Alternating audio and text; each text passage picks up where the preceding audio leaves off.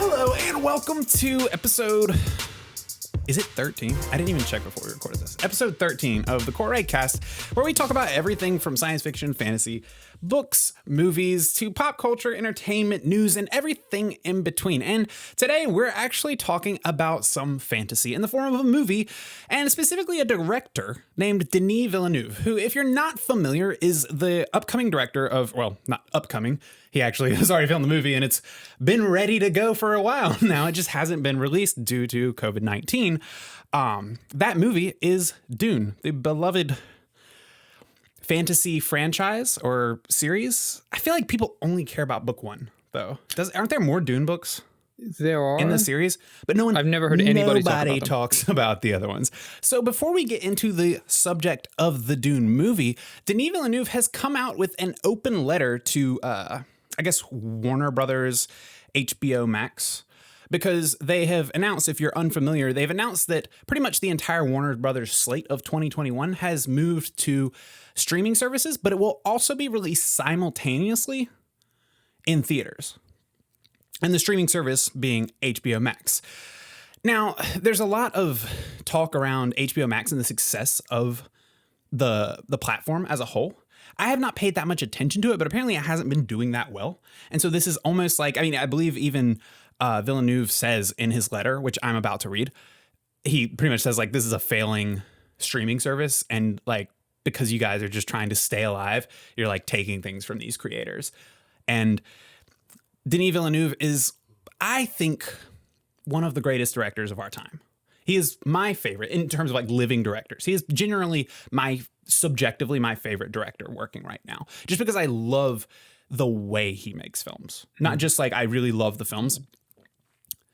He is like, whenever I think of a movie or a concept or a franchise, and I imagine the way he would do it, that's probably just the way I would want him to do the film. So, I'm going to read the open letter first, and then we'll talk about it. So this is released on Variety.com. It was an open letter to HBO Max and Warner Brothers, it seems. He says, I learned in the news that Warner Brothers has decided to release Dune on HBO Max at the same time as our theatrical release, using prominent images from our movie to promote their streaming service. With this decision, AT&T has hijacked one of the most respectable and important studios in film history. There is absolutely no love for cinema, nor for the audience here. It is all about the survival of a telecom mammoth, one that is currently bearing an astronomical debt of more than $150 billion. Therefore, even though Dune is about cinema and audiences, AT&T is about its own survival on Wall Street. With HBO Max's launch a failure thus far, AT&T has decided to sacrifice Warner Brothers' entire 2021 slate in a desperate attempt to grab the audience's attention. This is scathing. Wow. He continues, Warner Brothers' sudden reversal from being a legacy home for filmmakers to the new era of complete disregard draws a clear line for me. Filmmaking is a collaboration, reliant on the mutual trust of teamwork, and Warner Brothers has declared that they are no longer on the same team. Dude, it gets worse. Like, I love this because like he's saying everything that I want to hear from these directors, and I want someone to say, like, I want someone to stand up to these studios and streaming services. So he goes on to say, streaming services are a positive and powerful addition to the movie and TV ecosystems, but I want the audience to understand that streaming alone can't sustain the film industry as we knew it even before COVID. Streaming can produce great content, but not movies of Dune's scope and scale. Warner Brothers' decision means Dune won't have the chance to perform financially in order to be viable, and piracy will ultimately triumph. Warner Brothers might have just killed the Dune franchise.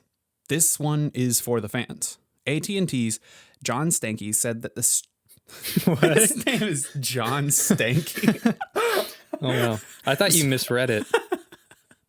Anyway, AT&T's John Stankey said that the streaming horse left the barn. In truth, the horse left the barn for the slaughterhouse. Public safety comes first. Nobody argues that, which is why when it became apparent the winter would bring a second wave of the pandemic, I understood and supported the decision to delay Dune's opening by almost a year.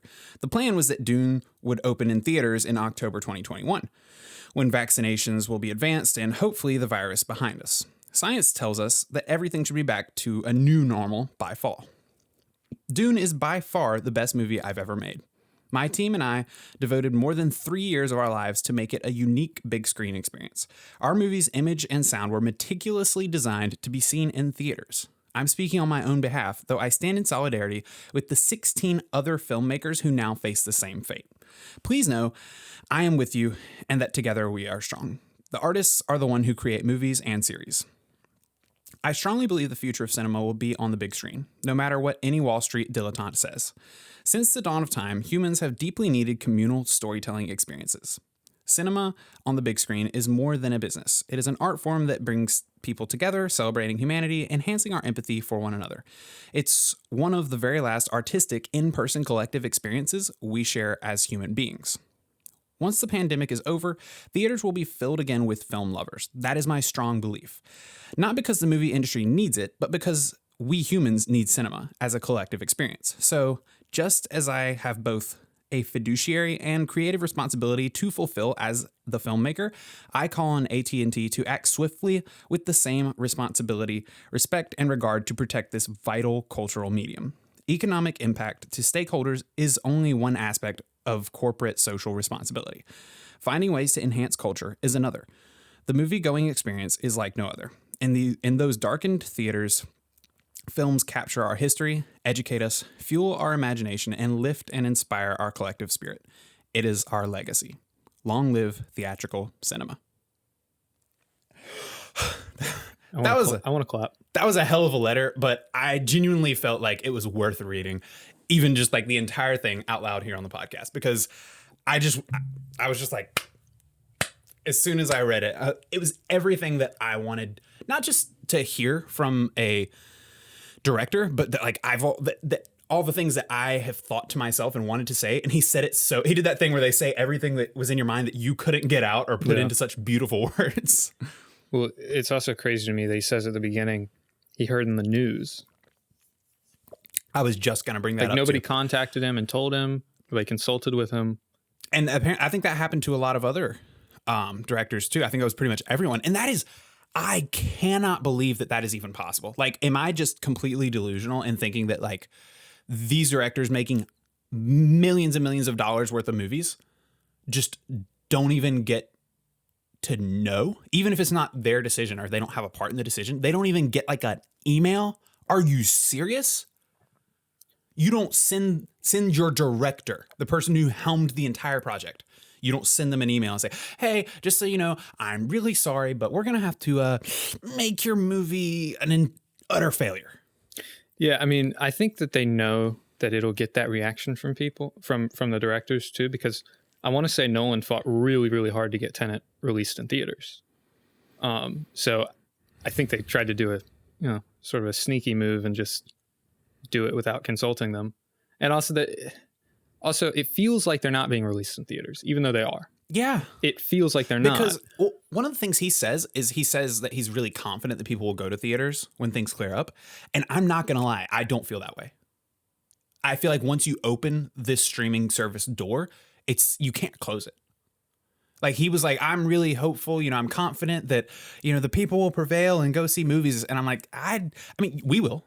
Yeah. Some people will. He's confident that some people will, but I don't think that the masses are going to be like, oh, I've seen comments. I've seen people say, I've seen genuine story lovers and movie critics say that they're excited about this move because they don't want to sit next to people, screaming babies or people picking their nose next to them in the theaters, which is granted valid reasoning. Like no one likes that, but I don't think that like is a deal breaker for cinema.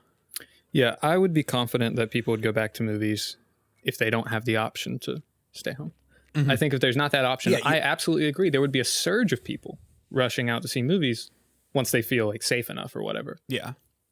But not if they have the option to sit at home. It's once the door's opened, I don't think that you can close it. Because also if you pay for HBO Max, why would you go pay, what, Yeah, $12 I have HBO for Max. a ticket. I pay for HBO Max, Yeah. and now I can So- see the biggest movies of the year. I'll still go see Dune in theaters, and this is just me as like someone who like has a lot to do and doesn't have the time to get to theaters that much. Like, I will still absolutely go see the movies that I really want to see in theaters, but the ones that are going to hurt even more are the smaller movies, or the duds, or the ones that we just don't know as much about. Because if it's a movie that I go, that looks like it might be okay, and then I see it on a streaming service on a Friday night, and I go, I'll check that out. That's where that movie is losing. Because I'm still going to go see Dune. I'm still going to go see Mission Impossible, but Kong versus Godzilla? Yeah, I'll cop that on the TV. So I now that the door is open, I'm just terrified for the future, because I don't have the faith in the moviegoers that Villeneuve does. And I say that because the data showed that less and less people have been going to theaters over the years. It was already an industry that was becoming more niche and more, endangered. So yeah, at the same time, it was still bringing in billions and billions of dollars a year. Yeah, but it was held up. It wasn't going to die. It was held up by, the MCU and the big blockbusters. But there were always those movies that like. Even Murder on the Orient Express, which wasn't a huge critical success, it was actually a really surprising box office success. Mm-hmm. I think it want to say it made like 200 million, which for a movie of that size or that sort of mid-budget movie was a really shocking success. Yeah. If it was released on HBO Max, it's not. I mean, people might have watched it, but it never would have had the chance to succeed like that. And what he says about, he literally addresses it. He says, movies, he's like, streaming services are not a bad thing. It's a part of the ecosystem, and it's okay to exist. And it might even help some things in some areas. But movies like Dune, of the scope and size, in like a franchise like that, cannot live on streaming services. Like, he straight up said it. And I'm like, good for him, because he's like, these movies that you guys want. I mean, the Marvel movies, like Endgame is not going to exist as a streaming service movie.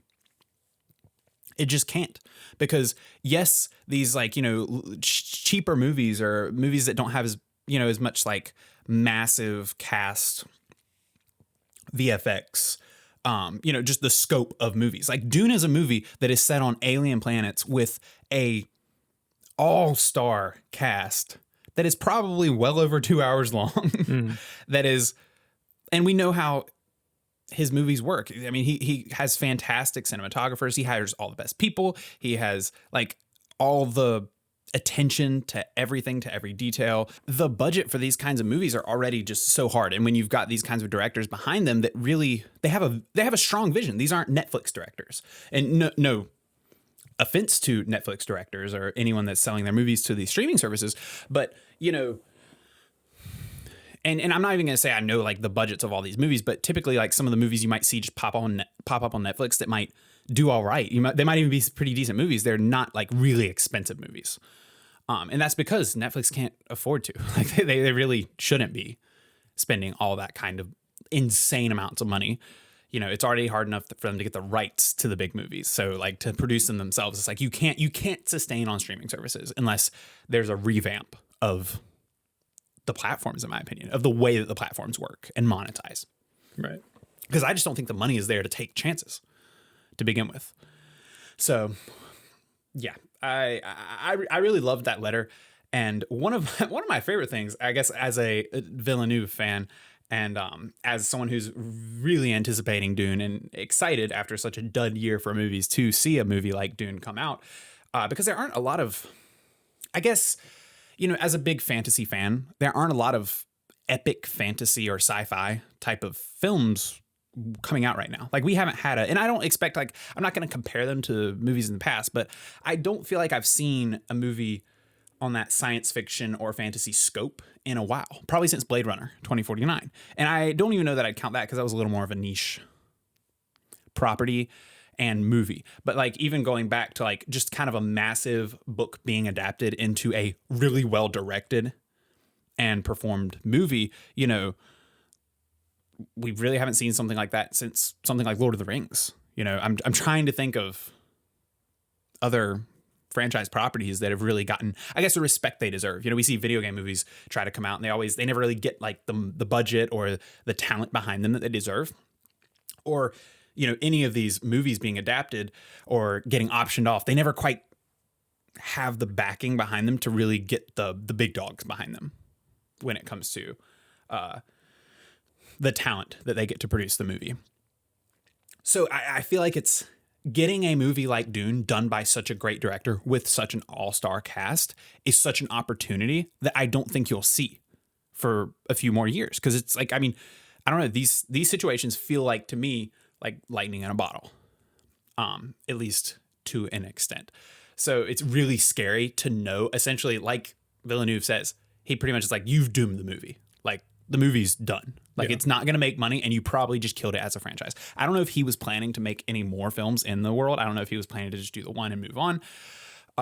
But now, I mean, the director himself is not positive on that. So it's a really frightening time. But one of my favorite things, one of the few things that I guess I loved most of the letter, but one of the few things that I really liked about the letter that was actually a positive thing that it was addressing was the fact that he called Dune his best movie yet, which I thought was really interesting. I think all directors are going to, you know, you're going to say to some extent, like, oh, whatever my latest work is, this is the best thing I've done. But Villeneuve has directed some fantastic movies. Pretty much all of his movies I have loved. I think the only one that like I didn't like attach to was like Enemy, the Jake Gyllenhaal twin one. That's still really good, though. Really good movie. I thought it was really interesting, and it had like a lot of the elements. I think it leaned more into the weird of Villeneuve's style, and it was kind of one note. I felt like in an artistic way. I really enjoyed it. But like outside of that, I've genuinely attached and remembered, and I'm someone that doesn't remember movies, frankly. like I remember watching movies and big pieces of them, but like they don't stick in my mind all the time.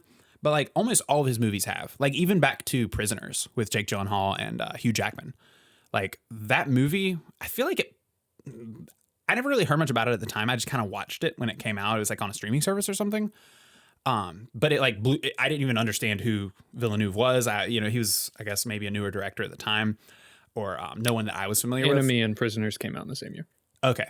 And prior to that, he had done a few French films, I think. I might have this wrong. I want to say Enemy and Prisoners were his first two English language movies. That makes sense to me. But yeah, the Prisoners was the first one I latched onto, and I didn't really understand who the director was at the time. I was just like, that was a really great movie. I really like movies with like that. I like the tone of those movies. It's the really serious, not necessarily like them because they're dark, but that kind of really serious, dark, artistically tinted drama.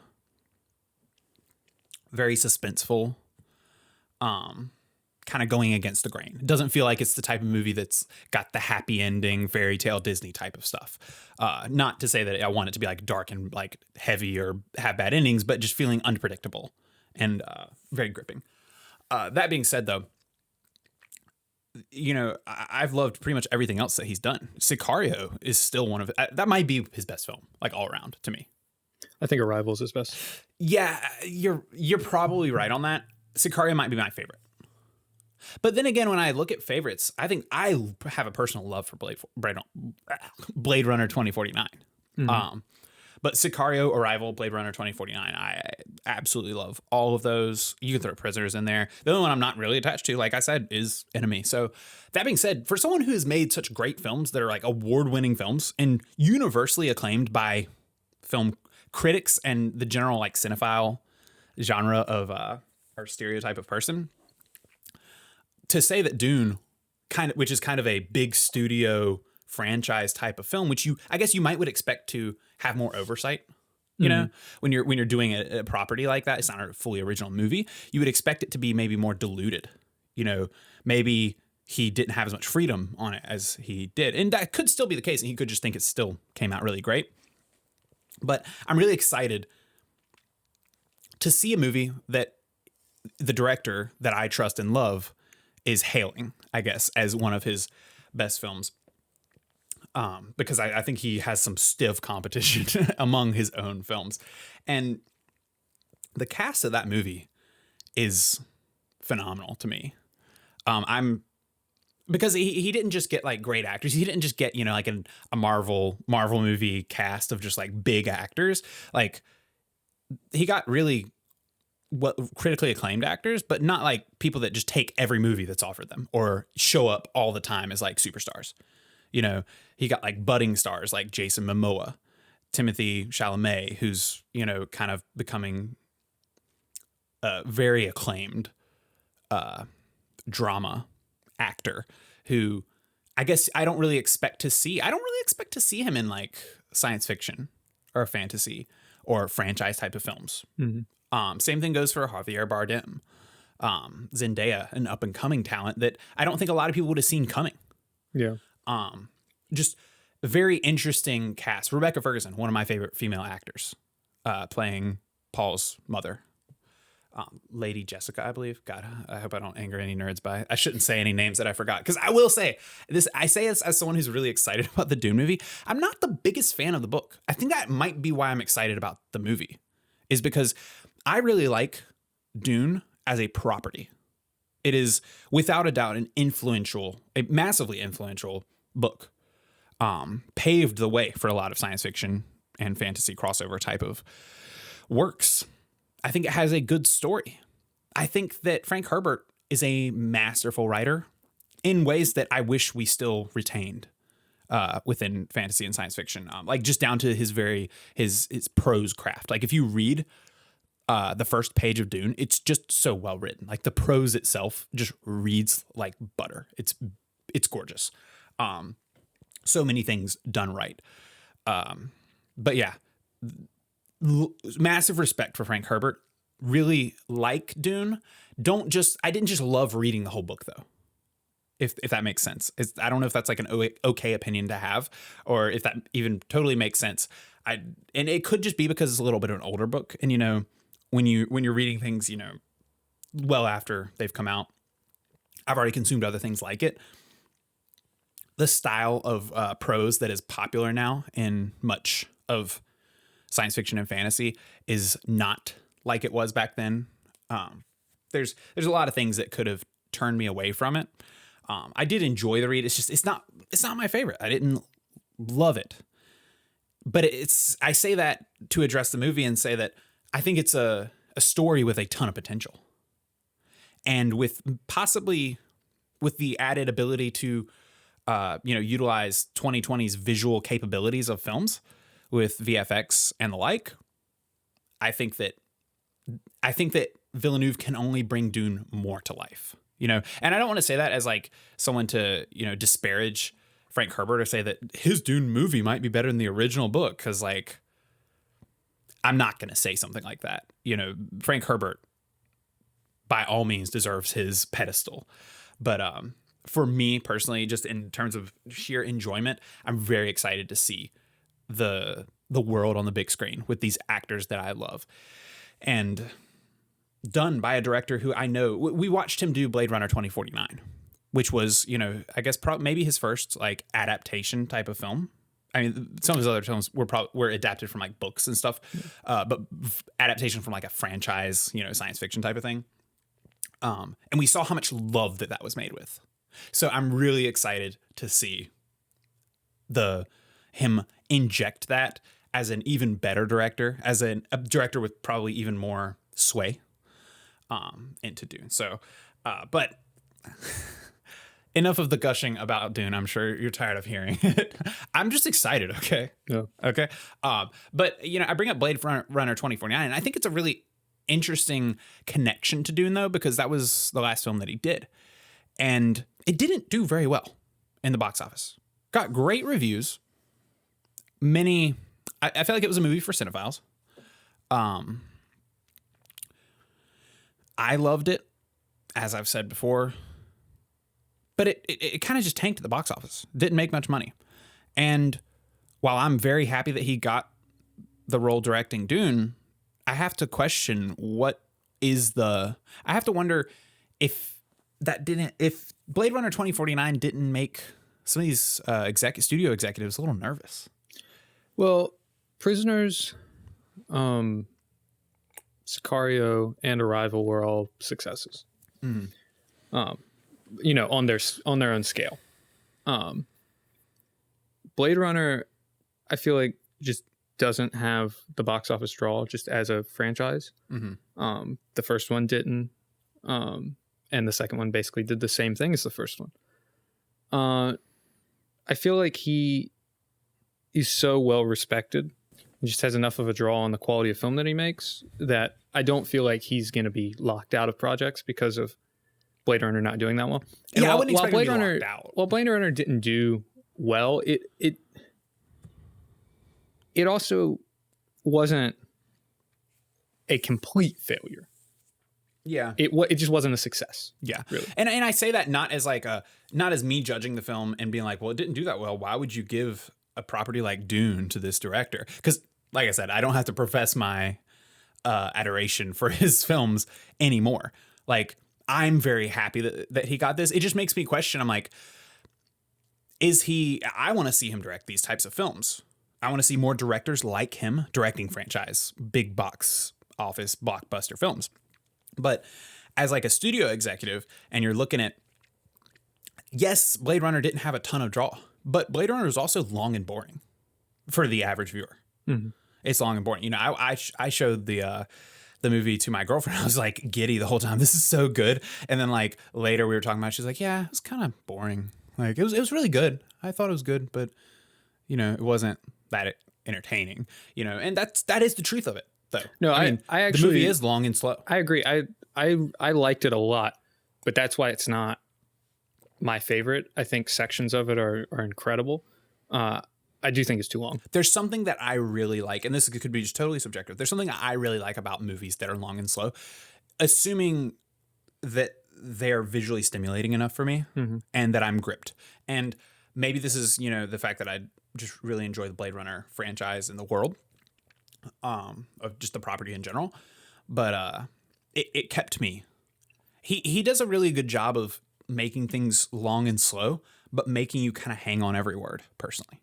There's a lot of space in that movie. He gives actors, a lot of time to just stew on the lines and on the shots. And the shots if the shots weren't so beautiful, I would not be okay with it. Well, I have nothing against long and boring movies. I mean, I loved every minute of The Irishman, and The Irishman is the longest mainstream film to be released in like 30 years or something crazy like that. Like, I loved every minute of that movie. I did feel like Blade Runner could have been trimmed up a bit. And what I mean by it doesn't have the draw is that it's a slow contemplative sci-fi movie, which is not a box office draw at all. Yeah. And also trailer wise, they did choose to put every shot of action in the trailer for those movies, or for that movie. Which it was kind of like Ad Astra, where like every bit of action in that movie was thrown into the trailer, and there's like very few bits of action in that movie. So I feel like in many ways they marketed it a bit wrong. But I just don't think Blade Runner has the draw in general. Yeah. And so that being said, that's kind of exactly what I'm talking about. Yes, I love it, but it didn't have the draw, and he didn't do a lot to bring in casual viewers. Now hand him another franchise that's, I would say, bigger, obviously. That being said, I don't think this many years later people are just like talking about Dune. It's on that list of really influential books, but I don't think this many years later the draw is just that massive. I think it'll do better than Blade Runner did, but God, I can't stop. Like, I feel like I'm gonna burp. Just gotta let one rip right into the mic. But yeah, it just makes me wonder if he can, like, is he not going to bring a lot of those same qualities to Dune, or did he learn or change, or is he being checked in that way? No, I think it'll be very similar to Blade Runner. That's and do you think that's going to be a good thing for casual viewers? Like, no, and I don't think that it. I think, take COVID away from it, I feel like it would probably have a similar box office performance as Blade Runner, because like Sicario and Arrival were successes. They were successes on their own terms. Yeah, and they weren't anticipated films. Yeah, and Blade Runner and Dune have that huge budget behind them, so they have to make that back. Whereas Arrival was a much smaller movie and it made back way more than its budget. But I also think Blade Runner actually made more money, but it had way bigger of a budget, so it was a failure. So I feel like Dune is going to have a similar situation. Well, it's not going to, because it's going to HBO Max now. Yeah. But I feel so like now he's take like COVID screwed away in the toilet. and it wasn't going. I don't think it was going to be a huge success. Yeah. Anyway, I think critically it was probably going to be, or it probably is going to be massively acclaimed. It's probably going to be a great movie, given like everything that we've seen of it and all that we know about it. But I feel like it was going to be a similar situation to Blade Runner, and now it's just. I think it was going to be anybody. I think based on the cast and the hype around it, because you do have a certain level of diehard fans. I think that Dune does have enough like really big fans, and I think there's just enough of a pool as a book for people to be like, I want to see Dune. I think it's iconic enough. I think we don't talk about it as much because it's, it's been so long, but I think it's in a lot of people's minds, they see that property. It's got more name recognition than Blade Runner, which is weird to say because I know like in the science fiction fantasy community, everyone knows Blade Runner, but like I talk to people on a regular basis and mention Blade Runner and they're like, I've never seen that. What's that? Like I'll be like, oh yeah, one of like the pioneers of science fiction films. And people are like, what's Blade Runner? Yeah. So. Well, also there was already a Dune adaptation in the 80s. Mm-hmm. Which I actually don't. Haven't there been more than one? Or at least more than one attempt? That's the only one that I know of. Maybe someone else was supposed to make one, I think. And that was, I don't know. And I mean, that was made by David Lynch, who's a huge in like the film community. Mm-hmm. He created like Twin Peaks and some other Mulholland Drive is a big movie. But I don't think that one did super well. I don't know. I've never seen it, yeah, but I never heard much about it. Pieces of it. I think it kind of got shoved under. And I think a lot of the pull for Dune now, or not just the pull, but what makes it kind of worth redoing now is at the time they really just didn't have the time. They didn't have the ability with technology to really handle science fiction, fantasy worlds, and they didn't even really know how. Because even it wasn't really until like Lord of the Rings, or at least that era, that people really figured out how to do like epic science fiction and fantasy on screen. But that being said, it's just a question I have in regards to, going from Blade Runner 2049 to Dune. It's not that, I want him to get it, but like, I was already worried that it wasn't going to do as well. And I just don't want to see his movies flop or be not even flop, because, he's always going to get the respect he deserves, I think. But I don't want to see the movies do worse, because I want him to continue getting bigger budget movies and like doing even bigger things. I doubt he'll ever work with Warner Brothers again, though. Yeah. He finally starts moving over into like big franchise stuff outside of, the more film focused dramas, and he gets utterly screwed on his second outing. Yeah. That is rough. But yeah, I honestly could go on for I could go on forever, but I feel like I've already babbled enough about how much I enjoy his movies and his general style. And that covers most of my thoughts about the franchise and the Warner Brothers news. We've kind of covered, the theater news as far as streaming services and what movies are being delayed and what movies are coming out and whatnot. We kind of covered most of that over the past few weeks in the course of this podcast. We have a couple more movies actually finally coming out in theaters, but outside of that, everything seems to just be, I think it's going to start heading to streaming services. I think we have like Monster Hunters coming out like now-ish. The movie with it's got the girl that plays in like the Resident Evil movies, I think. What's her name? I don't want to mess it up. I don't want to mess it up, but I don't think anyone's like anticipating that movie. But like, I think they're putting it out in theaters. I'm just clapping because they're putting it out in theaters. I did see the other day they're like in theaters like this Friday. I think that movie's coming out. We got Wonder Woman, as we said, couple movies for Christmas. But like after that, I would not be surprised to see even some of the big films that haven't been announced going to streaming services ending up going. But then again, on the flip side, seeing people like Christopher Nolan and Denis Villeneuve denouncing these streaming services may help. He didn't seem like he was just like, hey, I'm really mad. He was like, stop this now. Like it almost, I don't want to like assume or spread false information, but it almost seemed like he was like working to make it not happen. You know, not that he could just reverse the decision by any means, but he seemed like he was like, it wasn't just a rant about him being upset. He was like, hey, you need to like fix this, make this better. So you never know. I don't think that the decision gets reversed, but it could bode well for other films. You know, it could be them taking the hit and the directors, you know, that are working for Warner Brothers taking that hit so that directors and these other films that are set to come out in 2021 and even 2022 and so on in the future understand the backlash that they might get and possibly see, you know, people. I think one of the most interesting things about the letter was how he denounced HBO Max too, like as like a failing service. Because like I said, I've never really thought much about it, but HBO Max is like not doing that well as a service, and I didn't really think of it that way because I was like, everything's going to streaming services because streaming services are taking over, and I was like, oh wait, no, this is like a decision for HBO Max. They're just trying to survive. They're like, we need something, because if you look on HBO Max, I have it, and I've always kind of respected HBO. They've just always been kind of like the home of like the really intense dramas and the high budget TV to me. Maybe that's just personal opinion, but when you go on there and you look for like a movie, their TV shows are typically pretty good. The movies that they get on are like garbage. They get like the most B-list movies, or like movies that just flopped. Like I turn on the TV and I look through HBO Max and like they're like, don't you want to watch Birds of Prey?